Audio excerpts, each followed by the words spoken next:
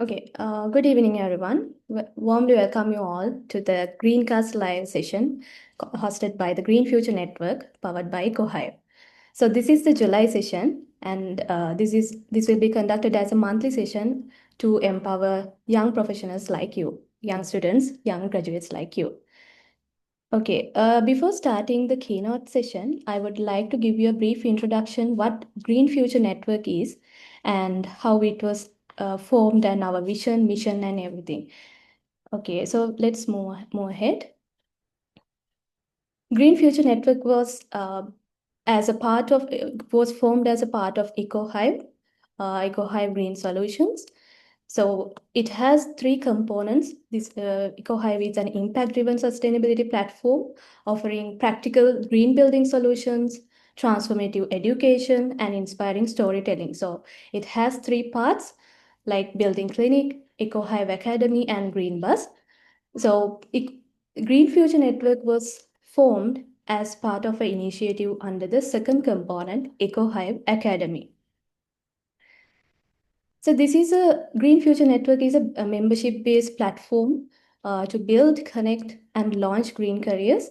So it lead with purpose through sustainability education, mentorship, and community leadership, and also act with impact by joining real-world projects, campaigns, and climate action.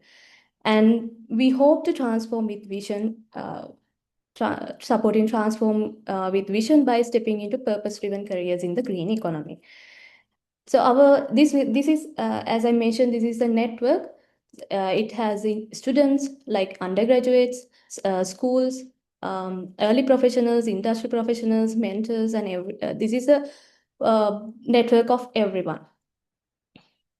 So our vision is to create Sri Lanka's most dynamic youth network for sustainability, where future leaders are trained, connected, and celebrated as change makers for a greener world. And this is what we offer under the Green Future Network: green skills training, mentorship, and career guidance, industry exposure through projects, recognition for your impact. I think most of you may have involved in our introductory session as well. So this is how Green Future Network works. This is act as a three-pillar component. So first, you will grow through our learning events and everything. Then you can act through our projects. Then rise and connect with the network. Then I will briefly introduce you the pathway in the Green Future Network. So if you become a member, the first step, you will be enrolled as an Eco Hive Explorer. That's the entry level members. Then you can upgrade your membership up to the Eco Hive Trailblazer by completing our foundation course. And then through our programs and projects, then you can become an Eco Hive ambassador, and later on for selected professionals as well as entry basis, like invitation basis, we will recognize you as Eco Hive mentors or fellows. And all this is powered by a Green Future Network's reward system. And to power that reward system, we have arranged different types of programs. And those are available to, some of them are available freely for all the members, and some events are only for the members, like our network. As part of this, before moving ahead, I would like to show you some of the events that we have conducted right now so far. Targeting the this year's World Environment Day, we conducted an awareness campaign, Beat Plastic Pollution, targeting that theme. So we recognize our members who participated in that week through the organized event. Then we had the introductory webinar last month, June 11th. The keynote guest speaker was Professor Rangika Halwatura, and we saw many young professionals, many young graduates and undergraduates had they joined us really enthusiastically, and they joined even for our membership network. And we had good comments on that. And as as a continuation, we thought of conducting a monthly session. So we named our monthly session as GreenCast Live. So this is the first GreenCast Live session starting in July. So today our guest speaker is Mr. Sanith de Silva Wijeyeratne.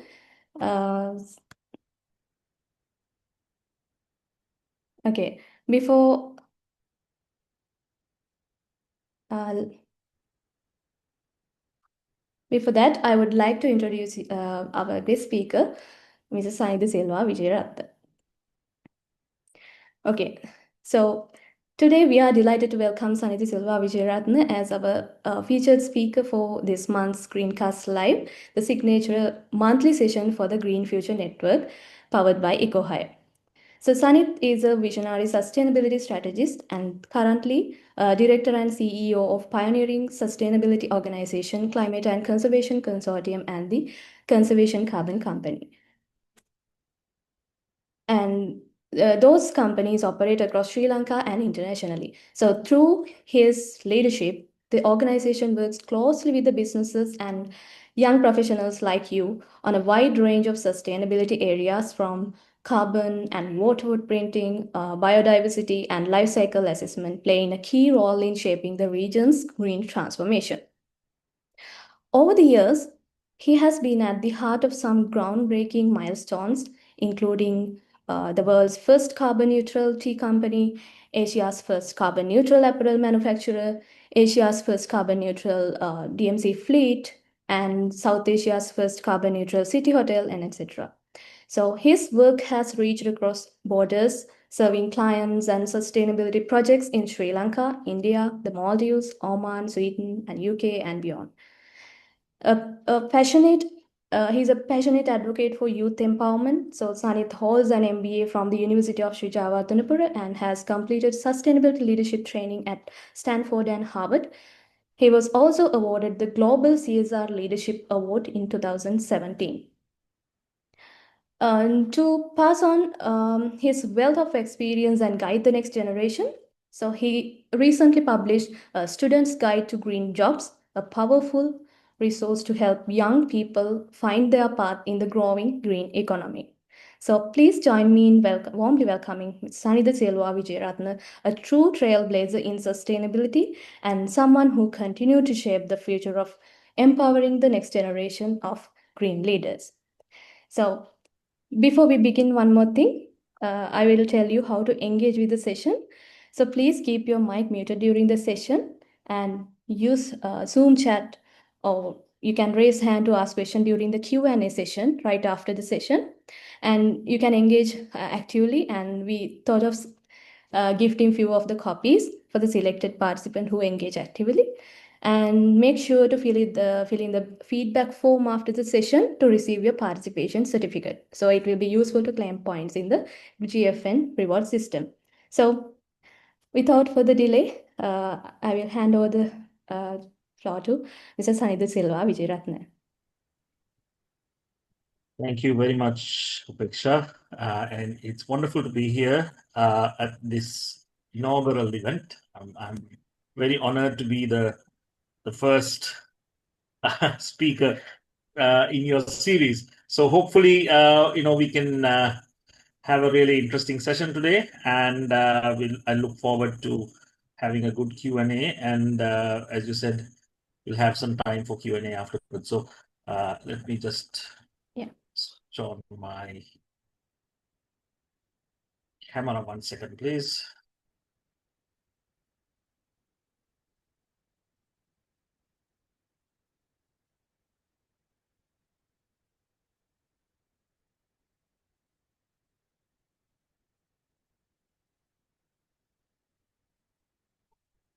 Something has. Oh dear. 1 second. Sorry. It's okay, sir. This goes to show you, no matter how hard you hear, something always goes wrong. Okay. Okay. Now you can see you. I think you can see me now. Wonderful. So as I said, Great to be here. So let's start by talking a little bit about climate change, right? Because that's how all of you will choose to engage with this world and this planet that we live in. I'm hoping, I hope everybody on this call is really aware of the kind of climate change impacts that are happening today, because as you may know, Europe is in the sort of in the middle of a huge kind of heat wave, and they are really suffering. So, and this is something that people are saying, is going to go on and on and on. So, why is this? And the reason is that, from a climate change point of view, we are sending out some 162 million gallon tons of greenhouse gases every day. Not This is not in a year. This is every day.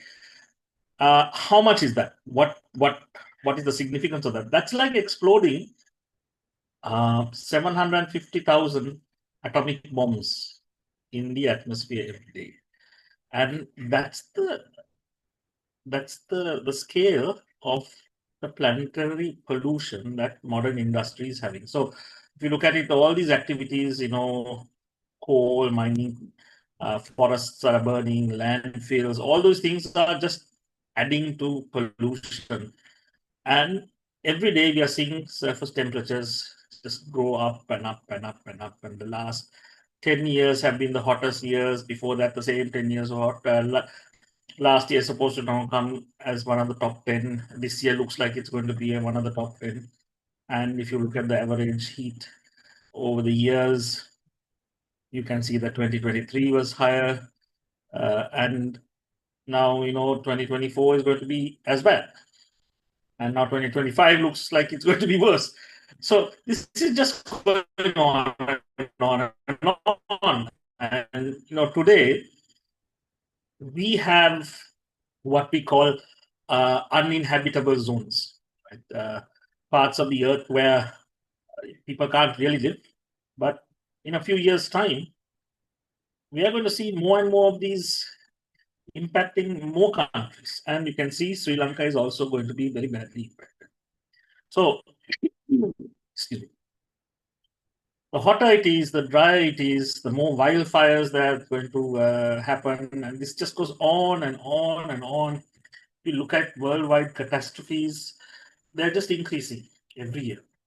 And that increase is having a detrimental impact on infrastructure. I mean, we know it's hot, but all these railway systems, roads, bridges, dams, agriculture, all these things are being impacted by some form of climate change. I'm just going to give you just a few examples. Imagine it being so hot that the rail track melts. Imagine the water is so powerful that it takes across a road and a bridge. Imagine there is no water where there used to be an entire river or entire lake of water. Just a few years ago, a ship went right across the Arctic Circle. Just to give you an idea, I mean, there is supposed to be ice there. Ships should not be able to do this. But now a ship went because the ice is melting. So, what can you do now? I think that's what we're here to talk about. What is the role that the new entrants into the job market can do? So one thing you must remember is evolution is constant. And from the time we came out of being monkeys to the time we got into computers, we are constantly evolving. And the job market is also evolving. So that's something we have to keep in mind. But while the job market is evolving, we are seeing this resistance. People across the world, they are kind of resistant to new job roles, to change. More and more workers, they are refusing to move with the times. Right? And sometimes some of these generations of workers are soon they're going to be out of a job. So before I joined this company, it's about 15 years ago that I started on this path of sustainability. I'd spent 12 years in the advertising and marketing industry. And I've seen something in the last year, 1 year, that's 12 months, with the influence of artificial intelligence, we are now seeing so many jobs that have been lost. Look at all these jobs just in the last 12 months. Creative director, copywriter, art director, visualizer, all these job roles don't exist anymore because of AI. Now, when I was in this role as a brand manager, if I wanted a visual of a monkey holding a table tennis racket, I have to go to a studio, a sort of a visualizer, and he will have to look for the network, so the internet, and look for images. They have to find something. They'll have to use Photoshop, cut a picture of this, and put it in this. Then he has to give it to an art director. Then they have to finish it. Then creative director will look at it. Now, your generations can do this in 30 seconds on a phone because you just go to the latest AI and say, do a picture of a monkey holding a racket, and that's what you get. So all these jobs have just now, in the last 12 months, they've been very good jobs, very high-paying jobs. They've all been lost because of AI. So if you look at the auto workers in the US, they are all saying we don't want AI. We want to have our jobs. We don't want AI. The problem is they're looking at keeping this kind of job. They are stopping the development of this kind of job.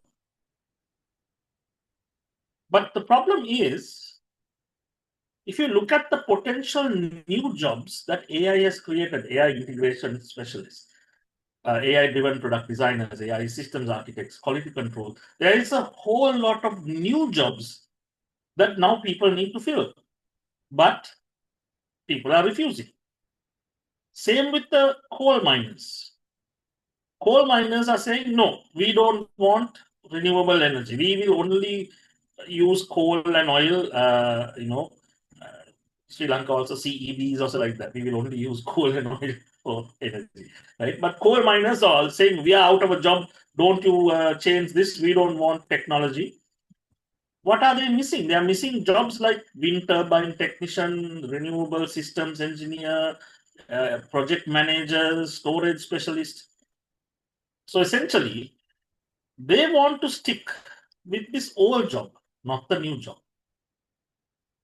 So how is that changing in the green jobs segment? So when we say green jobs, anything to do with environment and sustainability and so on. So now traditionally, if you wanted to be involved with the environment, if you wanted to create a different from a sustainability point of view, right? People had this view that you had to be from the natural sciences, engineering. So, for example, if you look at this kind of dichotomy where we have, natural sciences, which is forestry, botany, zoology, geography, and you have business, you have sciences, you have humanities, engineering, right? Everybody felt that, it was this section that had the focus on environment. So, if you wanted to be involved in the environment, you had to be one of those people. Everybody else had a different role. Now, today, things are changing. And there were two inspirations for me to create this book that Upeksha mentioned before. One of them is the change that is happening is such that this old dichotomy is not really true anymore. If you want to be involved in the environment, you can. The problem is nobody knows it.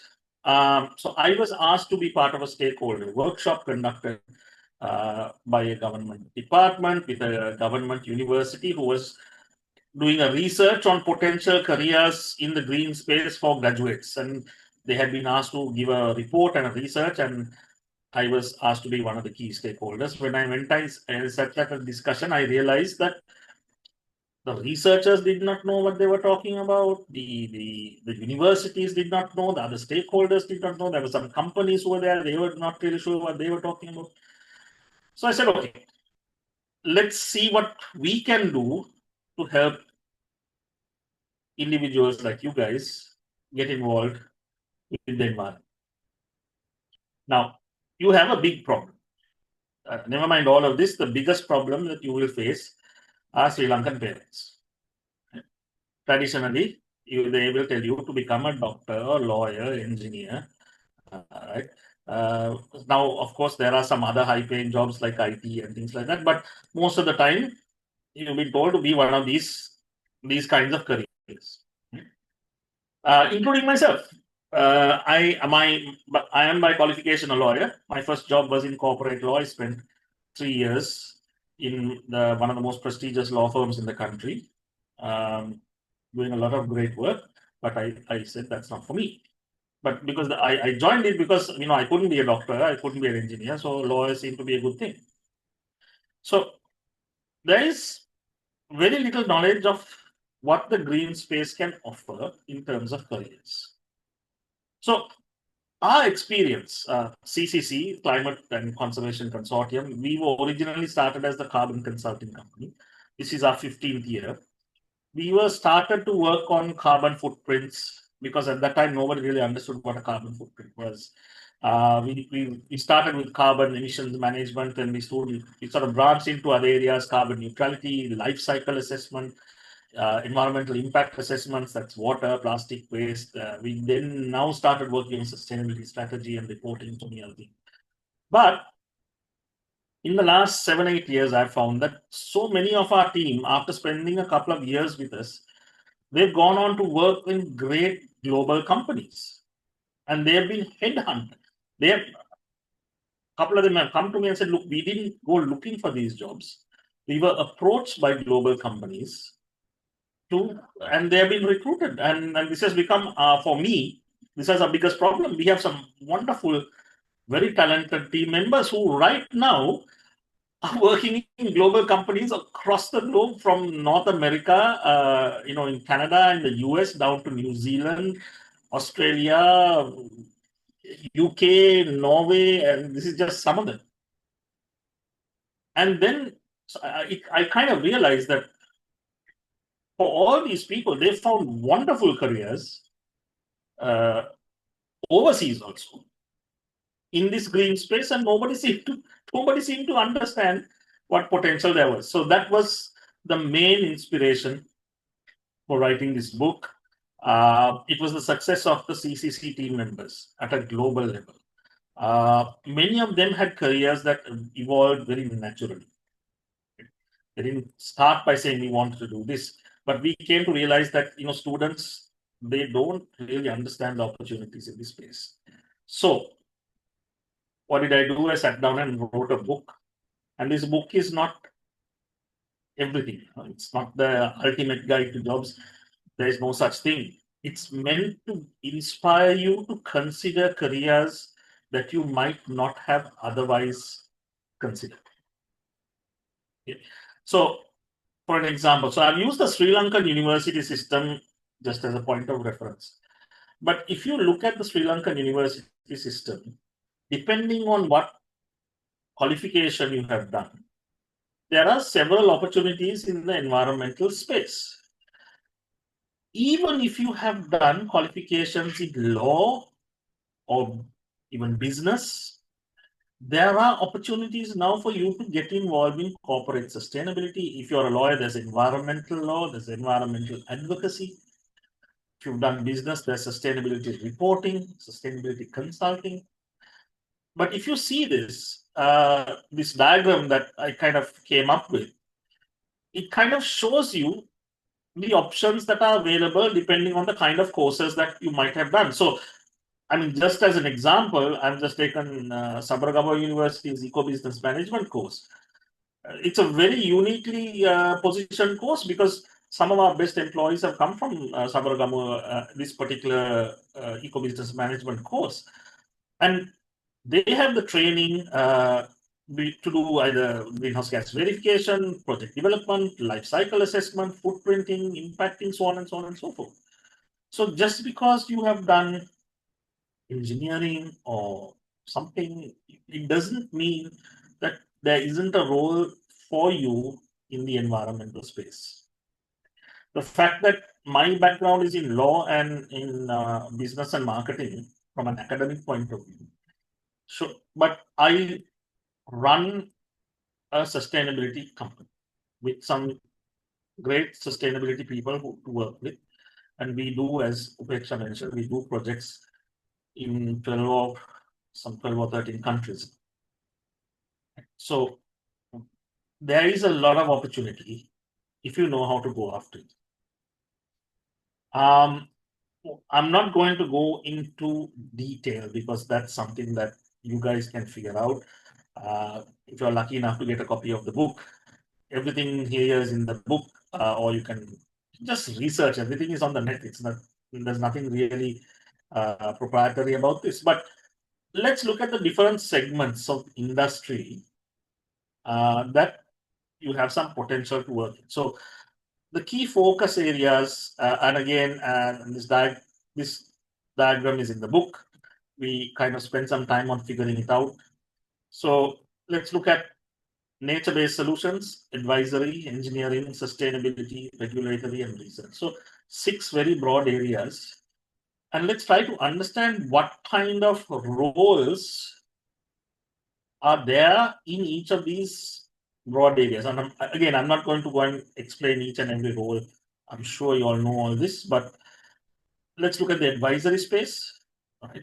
In the advisory space, we are looking at things like sustainability consulting, which is again what we do, and that's what my team does. ESG, and some of those key areas are strategic planning, there's transformation, stakeholder engagement, climate risk assessment, all that's part of the consulting space. We have auditing, verification, certification. You could be environmental auditors, compliance officers, sustainability assessors that look at things like environmental audits, compliance checks, looking at best practices, things like that. Green finance is a new area that's really taking off. We've had the first issue of green bonds by DFCC in Sri Lanka, and it was oversubscribed. And I'm sure there'll be more of those coming. But with the issue of green bonds, we need people who understand investments in renewable energy, advancing in green technologies, all those things. We need people who can specialize in green finance. With nature-based solutions, there's a whole, this is a little bit more traditional, right? Like forestry officers. You can, if you have done a degree in forestry, you can work as conservation officers, forest ecologists, community outreach coordinators. There's a whole bunch of things that you can do from a forestry point of view. You can work in forest conservation and regeneration. There's a lot of sustainable resource use that you can get in, climate change and mitigation, resilience. And that's just forestry. Biodiversity is a complete different area. You can work in conservation biologists, ecologists, environmental educators, so many different individual roles. And I mean, you can work with NGOs, with government agencies, local communities, all that sort of thing to create greater awareness of ecosystems, look at policies, community stewardship, habitat protection. All those things can be done.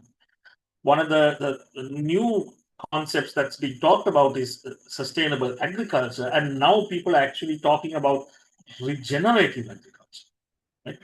We have to now try to go back to practices that our forefathers did 1,000 years ago and get out of this chemical-based food economy that we are, because it's destroying the environment.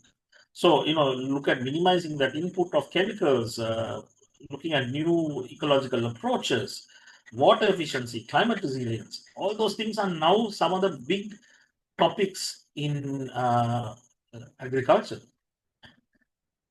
Governance, advocacy, there's a huge role that this area has to influence climate change. I mean, we have state regulators, people with environmental science, law enforcement, policy advisory roles. All these people are needed in places like the Central Environmental Authority, the Department of Wildlife Conservation.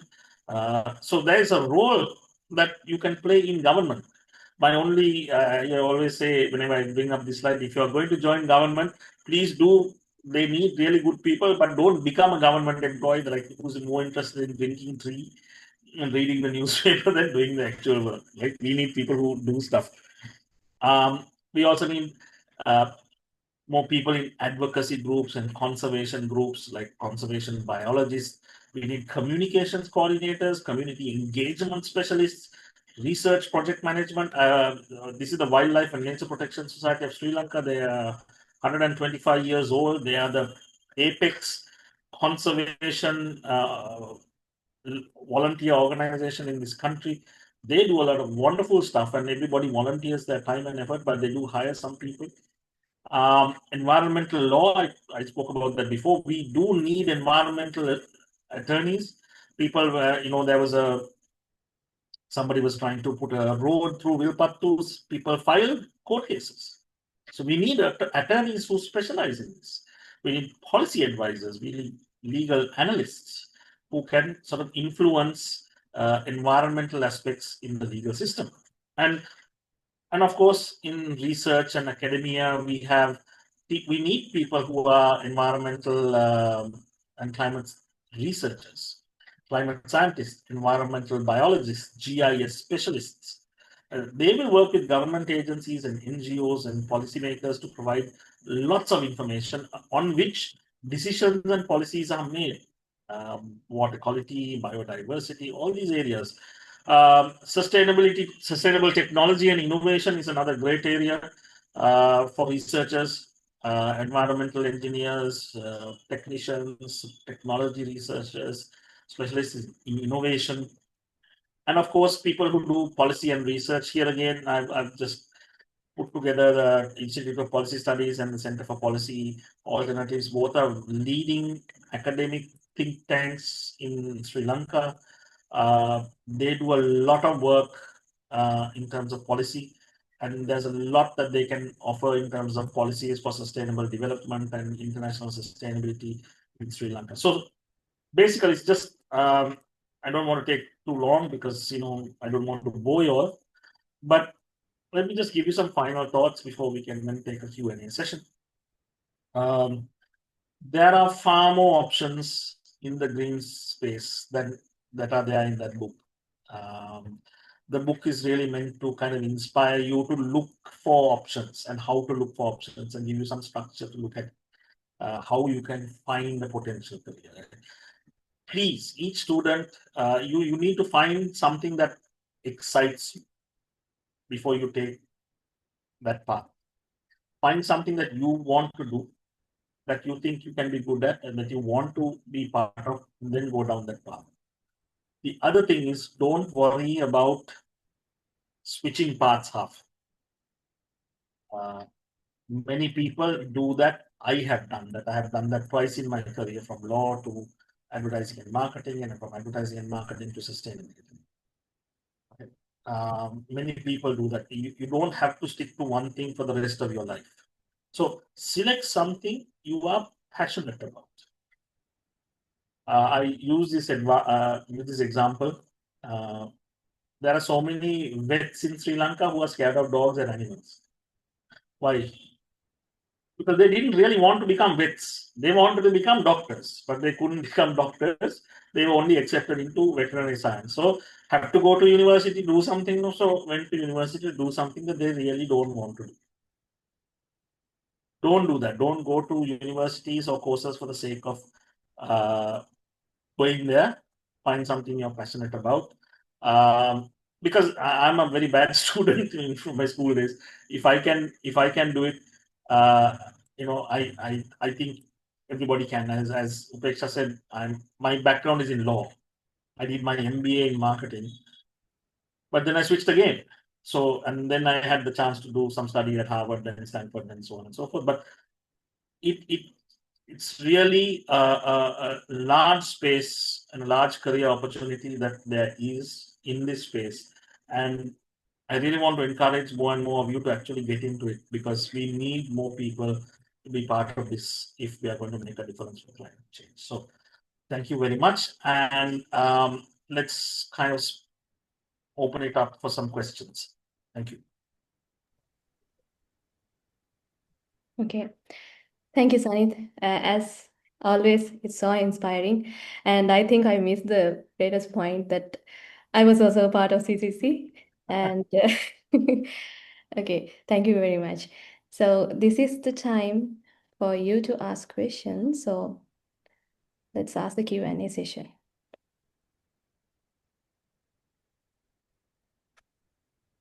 You can unmute yourself and ask questions, and you can drop questions in the chat box.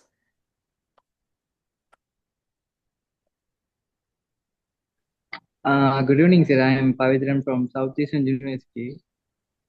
Hi. Hello, sir. I have a doubt. I am currently doing a Bachelor of Biosystem Technology in specialization area in Biosystem Engineering field. Right. Can you tell me something about its future scope? Why are you doing biosystems engineering? Biosystem engineering related to the environmental management, like No, I understand that. I'm asking you a question. Why did you decide to do that? I like to go for renewable energy sector. Yeah, so I think you just answered your own question. No, sir. I ask. Can you tell me about something? It's good or not? So, I mean, definitely.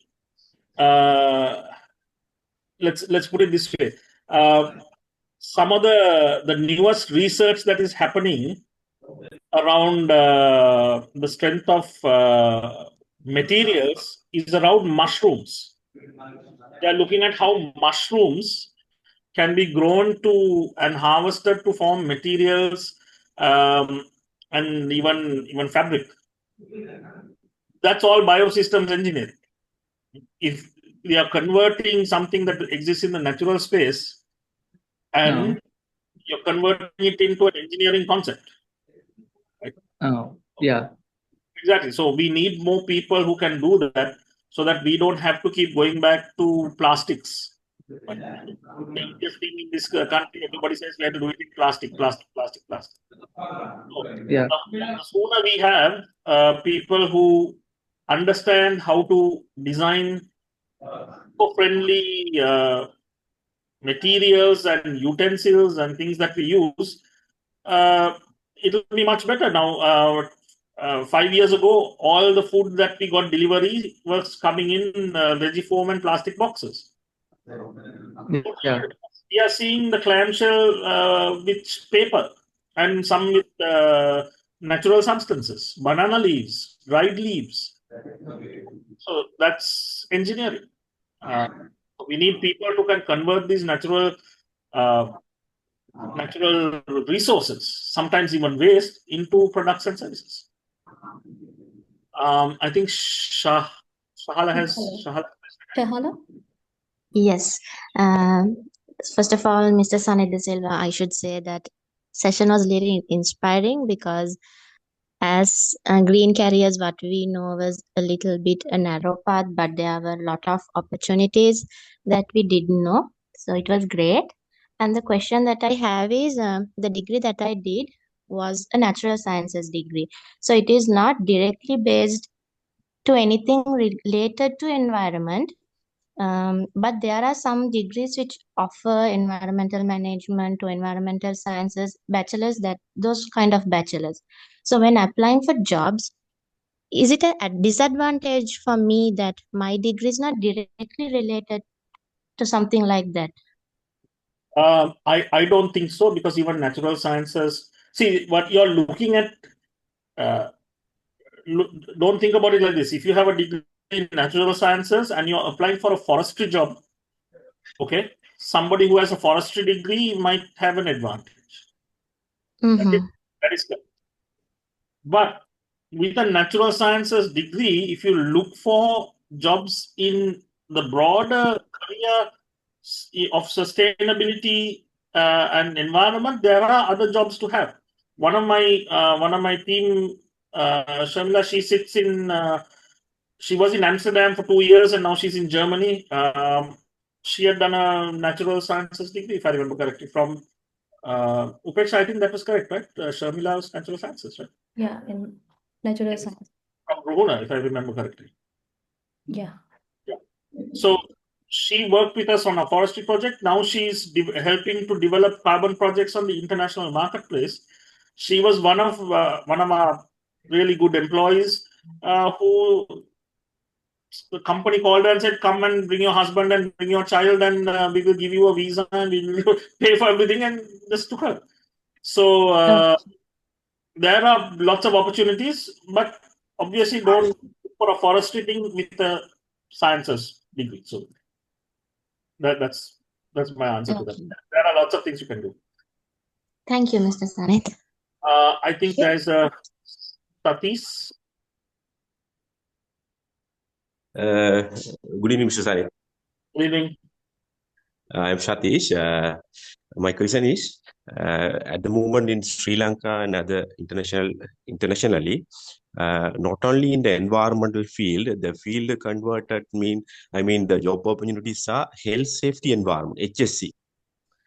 The HSC field. So, as an environmentalist, what we can to improve our career chances in the field of HSC. So, what we can do to improve to get a chance. So I just want to, I must clarify this. For me, I don't consider HSC to be part of sustainability. And I'll explain why. Because this concept of HSC has been there for the last 30, 40 years. Right? Essentially, companies, and I know this because we've engaged with companies, they are worried about health and safety. Environment doesn't really play a big role in that. Right? So if you have a degree in engineering and process engineering and things like that, you can get decent jobs in HSC. What we are talking about today is a much broader area, which is now really coming out as environmental specialists. Now, the role of sustainability specialist or environmental specialist does not sit in HSC anymore. Dedicated person, now they are at board level. Very large companies are designating both the directors to be in charge of sustainability, right? So, I would say, for my advice, is on the kind of careers that I'm talking about, and I'm sure Upeksha is also talking about, out of HSC, get into if you are getting to green building, materials management, renewable architecture, right? There's so many other things that are there. I think that's where the opportunities are, and I want to see more and more people getting into those areas. Okay, thank you. Another question is, what about the level of the carbon footprint in Sri Lanka? At the moment, there are so many heavy industries. They are not following the carbon footprint or whatever. There are no any measurements. In future, what will happen in the carbon footprint and the reporting procedures in Sri Lanka? Internationally, the International Body of Financial Reporting, IF, International Financial Reporting Standards, have put out a new financial reporting standard that requires companies to declare their carbon footprint as part of their financial disclosures. As of this year, the stock exchange has adopted that, and the first top 100 companies are now required to disclose that. And then by the next 2-3 years, other companies also will start.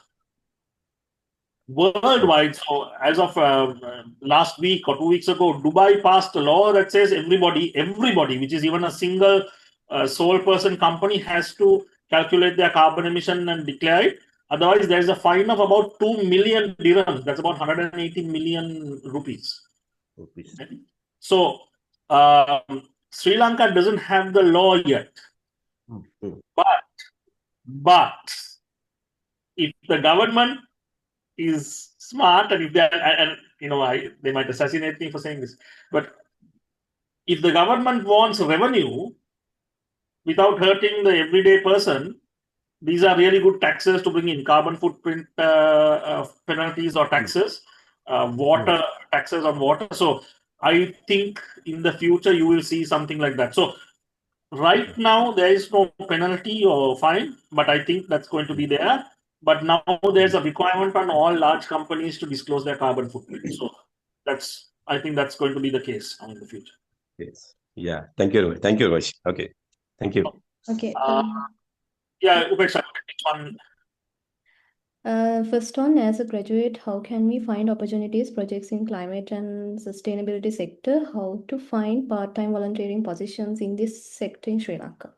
Well, I think best thing to do is just write to some other.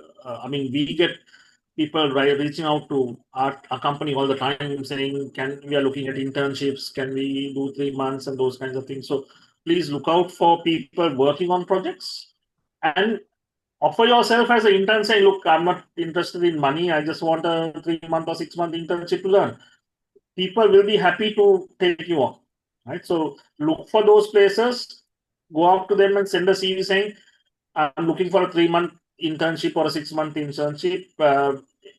That 6 months you don't need to be paid really. And if you tell them it's a volunteer basis, there'll be enough of people. You can volunteer with some of these social organizations, like I said, like the Wildlife and Nature Protection Society. They're always looking for volunteers. There's a umbrella organization called the Association of Environmental Bodies or something like that in Sri Lanka. Lots of places who will be more than happy to have volunteers in that space. So that's that answer. I think we have. And also adding that through our network, also we are offering volunteering positions. Okay. Yeah. There you are. That's important. That's great. Yeah. I think Even though there are sustainability opportunities in industries, as a fresh graduate with a sustainability focused degree, it is really hard to enter a job because almost every position requires experienced candidates. Can you give me some advice again? The best advice I can give you is show up for the interview. Right? I along with CEOs across the country, we have noticed that when we call for an interview, if 4 candidates confirm that they will come for the interview the day before, in our case, we confirm the day before, 10 o'clock is the interview, you are coming, yes, we are coming. Out of 4 candidates, only 1 will show up. 1 will not bother to come. 1 will call in the morning and say, no, I'm not interested anymore, I'm not coming. 1 will then send a message saying, I got late, I didn't know and something, so I will see you later. So 3 people will not show up for a confirmed interview for a job. Right? And I have been noticing for the last 7-8 years, actually even longer. I thought it was a problem with my company till I started talking to CEOs and other directors of very large companies. And their biggest problem with the new generation of graduates is we can't rely on you to show up for an interview. How will we give you a job? Right? So, listen, if you're applying for a job that is in sustainability, half the people don't have experience in what they're doing. Right? So even if you have a 2 years experience or no experience, sometimes they don't know. At the time we started doing carbon footprint, nobody knew how to do carbon footprint. Today we are doing life cycle assessment. Nobody knows how to do it properly. You have to come and learn. So whether I take a fresh person or somebody who has 5 years experience, sometimes doesn't make a difference. Show that you're committed and that you have something to offer the company, and the company will be appreciated. Okay, so I think we have. I think Seomini's question was answered by same question by Sahala. Biosystems technology, which is not directly related to sustainability. If I do an MSc in natural resource management, can I move into a true sustainability career? I disagree with the fact that a biosystems technology doesn't have anything to do with sustainability. Yes. What it doesn't have to do is you can't apply to MAs or somebody to say, listen, can I have a job in an apparel factory, perhaps? Right? They will prefer to somebody who has engineering or something like that. But there is so many other things that this kind of career pathway can get you into. Perhaps not in Sri Lanka, that I agree. Right? But there are other things that systems technology can come in. If you do an MSc in natural resource management, can I move into I don't know what is a true sustainability career. Right? I think you need to going back to my earlier thing, don't do a qualification for the sake of doing a qualification. Right? Think of what you want to do. Right? Do you want to work with renewable energy? Do you want to work with materials? Do you want to work with biotech-based materials? Do you want to work in research? Figure that out and say, okay, if I'm going to do that, what will help me get a job in that area? That's how I would kind of answer that. Natural resource management is really good, but just because you do it, you may not get into the career that you want. So best things to think hard what you really want to do. Okay. Right. Sanith Ravishan is asking, how can we find career opportunities in green finance sector in Sri Lanka? Do we need to follow the traditional finance career pathway or separate one? So green finance in Sri Lanka is a very small, very small thing, right? It's right now it's only DFCC who has done one issue of green bonds, and I think somebody was trying to do one recently. I would not try to say how can I get into green finance, right? And in that, though it says green finance, it's not a financial decision. Green finance is essentially about lending money so that you can fund renewable energy or any kind of sustainable projects. You need to have the ability to understand whether a project is sustainable or not. Is it actually doing something for the environment? How can that funding be used to better that? So just because it says green finance doesn't mean you need an accounting background. What you need is a background in renewable energy, renewable engineering, sustainability, those kinds of things to say, okay, I know what is sustainable and what is not sustainable and what needs funding and not needs funding, kind of. So that's where that is. Last question. I completed my BSc at the University of Peradeniya and I'm currently pursuing my MSc in building resilience and agroecosystems. I am exploring suitable career paths related to my academic background in agriculture and sustainability. Could you kindly advise me on good opportunities aligned with my qualifications? Additionally, I would appreciate your guidance on what further qualifications or skill I should focus to strengthen my career prospects. My goodness, that's a big question. Okay, so if you are doing an MSc in building resilience, agroecosystems, I'm not pretty sure how those two are going together. Because which university? Yeah, maybe you can just tell us a little bit which university and what was your BSc in? Because if I think he or she has a background in the agriculture and sustainability. I don't know. Oh. Yeah. Okay. So in which case I would look at things like sustainable agriculture. I think we need more people in that area. Agriculture and technology management. Yeah, so university. So that's the thing. Agriculture, technology, and management. So we need people. So your career pathway with that kind of background would be to get into people who are doing high level of agriculture. There's a huge not a restriction. There is a lot of discussion now because the European Union has just passed certain regulations, which one of them is to show that if you're doing an agriculture product that's going into the EU, you have to show that there has been no deforestation in the last year. It's EUDR. There is regulations that say you have to declare the carbon emission and things like that of products that are going in. So now people are struggling to understand how agricultural kind of traditional agricultural industries have to cope. So next week I'm in Rwanda.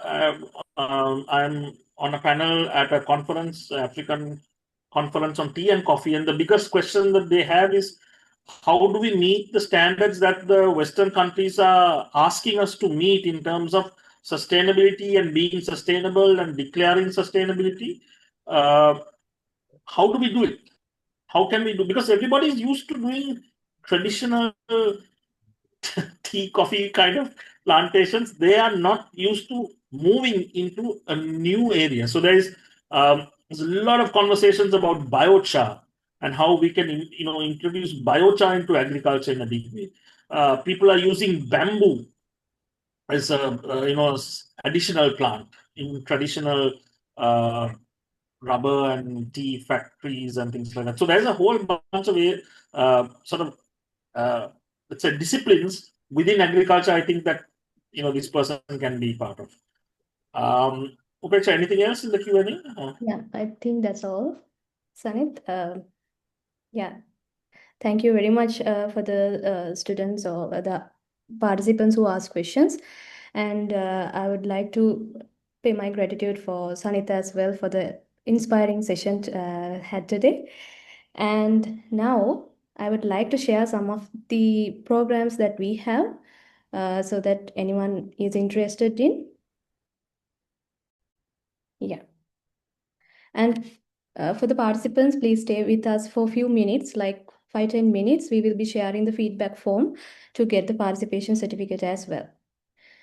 Okay, so as Sanith very clearly mentioned, there's a vast area in the sustainability field as green jobs. So that's why through the Green Future Network also we have organized a Green Career Readiness Program. That's a flagship foundation course for you to start your journey. So I think most of the questions raised today also was regarding like most of you have no idea to where to start, and I think the big picture should be there to decide where to start the path. And Sanith very clearly mentioned about the passion, especially not only with the degree. You don't need to, for the sake of doing, you don't need to do any job, but if you are passionate enough, then that's the path to follow. So supporting that, we have organized this program. So any undergraduate, fresh graduates, or industry professionals who like to upskill with the green skills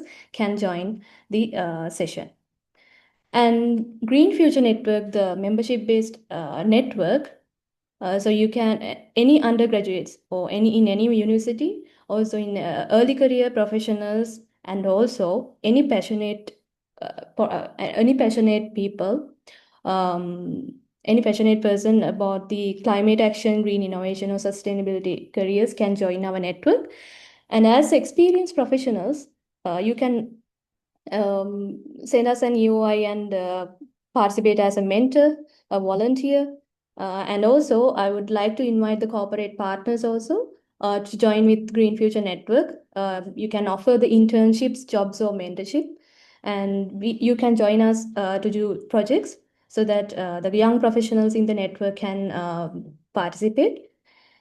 And this is how you can join the movement. You can register for the membership.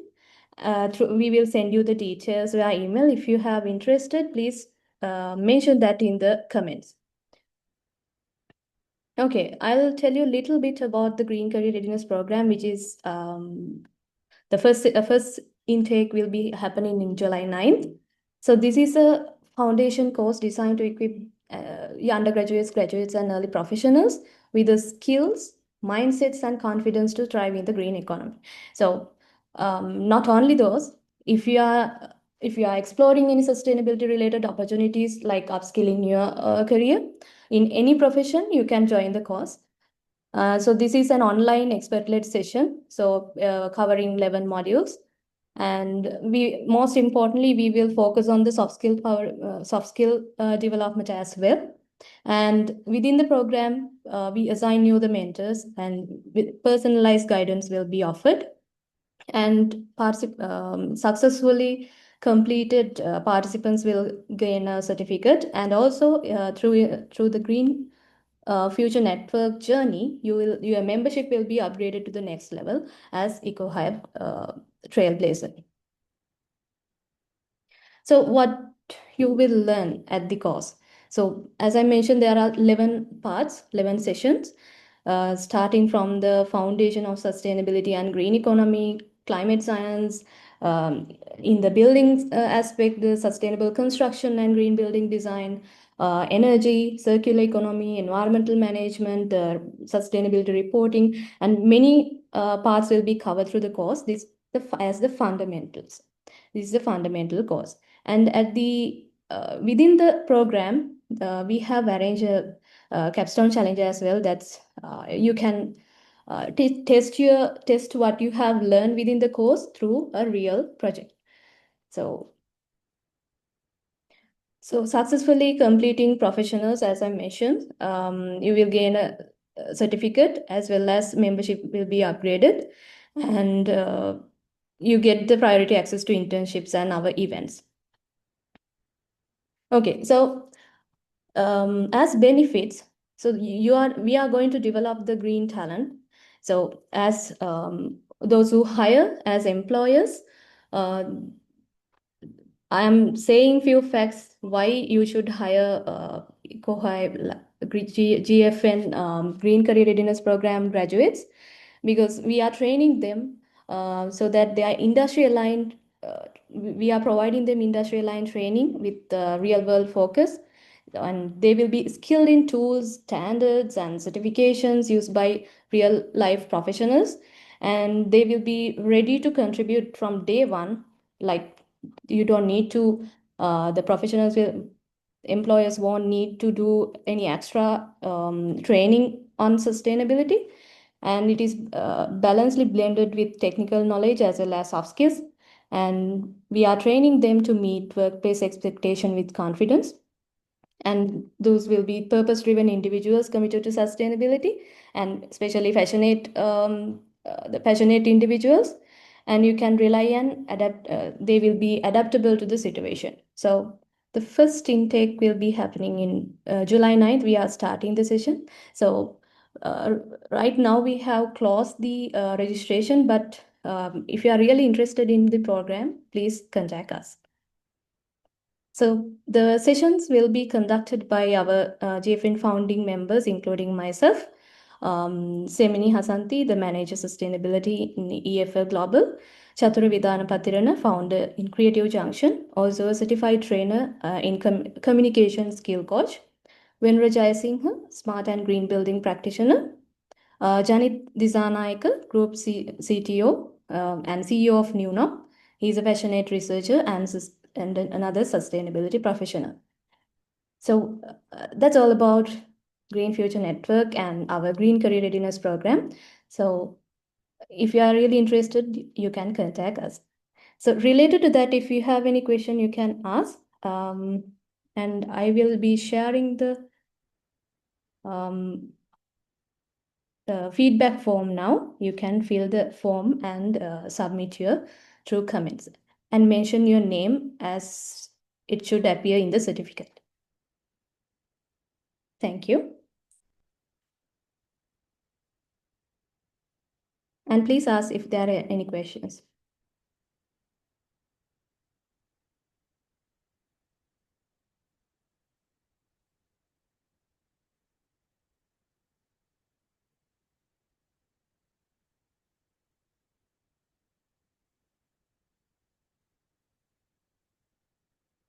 Okay.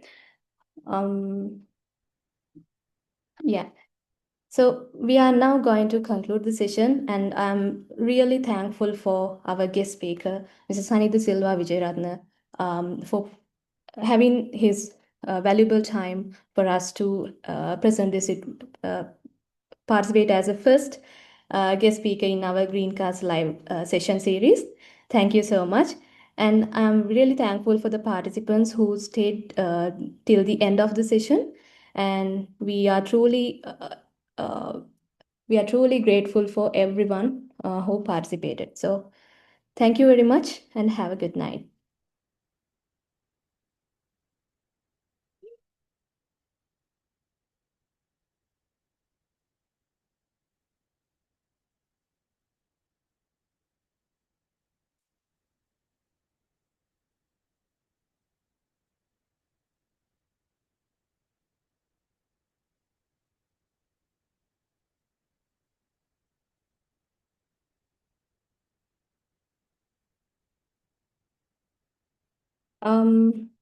Since most of you are here, let's capture a photo. If you can switch on your camera and join.